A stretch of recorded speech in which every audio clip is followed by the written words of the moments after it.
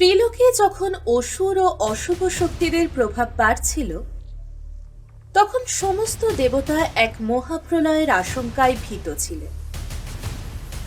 ঠিক সেই সময়ে হিমালয় পর্বতের কন্যারূপে জন্ম নিলেন দেবী সতী, আদ্যাশক্তি দুর্গার প্রথম রূপ। সতী ছোটবেলা থেকেই শিবের প্রতি এক গভীর আকর্ষণ অনুভব করতেন। অন্যদিকে ত্রিলোকের মধ্যে একমাত্র শিবই ছিলেন বৈরাগ্যের মূর্ত প্রতীক। তিনি কৈলাস পর্বতের চূড়ায় ধ্যানমগ্ন থাকতেন, জাগতিক সুখ দুঃখের ঊর্ধ্বে। দেবতাদের শত অনুরোধেও যখন শিবের ধ্যান ভাঙল না, তখন প্রেমের দেবতা মদন মানে কামদেব শিবের প্রতি তার পুষ্পবাণ নিক্ষেপ করলেন।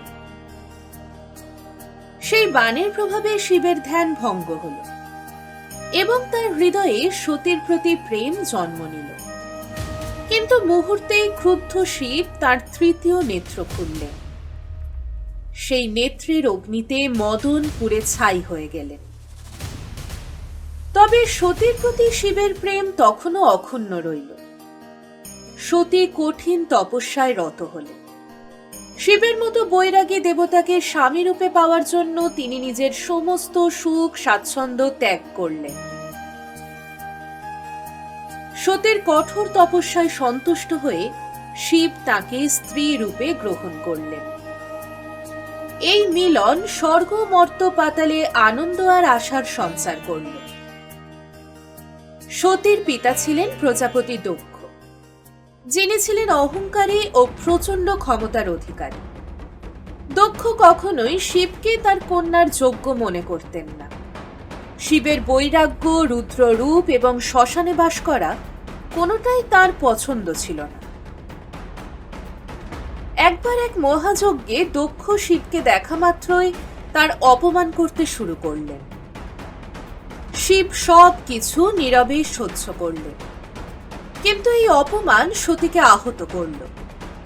দক্ষ ঘোষণা করলেন যে শিব তার যজ্ঞের কোনো অংশ পাবেন না এবং তাকে দেবতাদের মধ্যে থেকে বাদ দেয়া হল।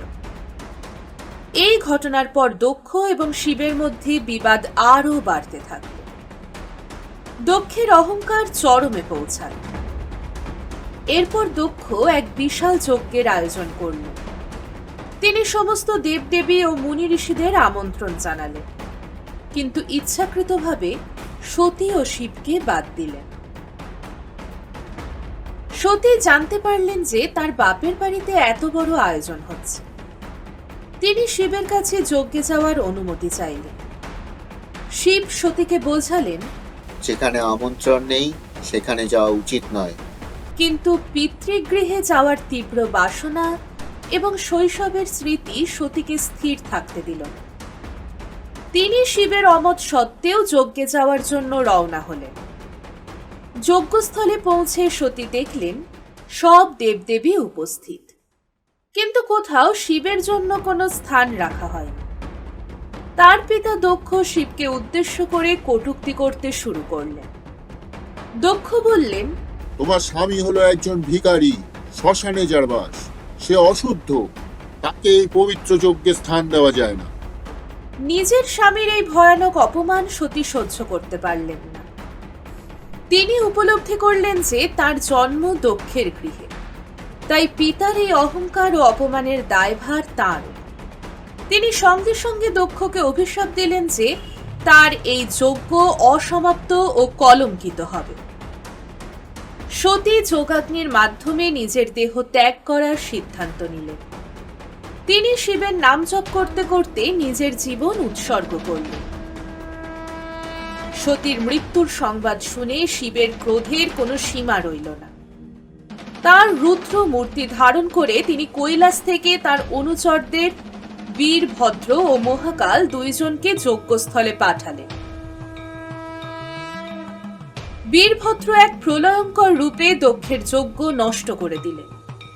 তিনি দক্ষের মস্তক ছিন্ন করে আগুনে নিক্ষেপ করলেন এবং যজ্ঞের সমস্ত আয়োজন ধ্বংস করে দিলেন। যজ্ঞস্থল ধ্বংস হওয়ার পর শিব সতীর মৃতদেহ কাঁধে নিয়ে তাণ্ডব নৃত্য শুরু করলেন। তার তাণ্ডবে সৃষ্টি ধ্বংসের মুখে এসে দাঁড়ালো। অবশেষে সৃষ্টিকে বাঁচাতে ভগবান বিষ্ণু তার সুদর্শন চক্র দ্বারা সতীর দেহ 51টি খণ্ডে বিভক্ত করলেন। এই খণ্ডগুলো যেখানে যেখানে পড়ল সেখানেই শক্তিপীঠগুলো গড়ে উঠল। এরপর শিব গভীর শোকে মগ্ন হয়ে আবার তপস্যায় ফিরে গেলেন।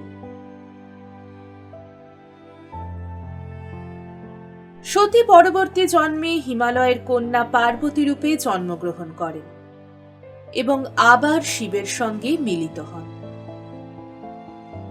এই গল্প আমাদের শিক্ষা দেয় যে অহংকার ও ক্রোধ কখনোই প্রেমের চেয়ে শক্তিশালী হতে পারে না, আর সত্যের জন্য আত্মত্যাগ অমর।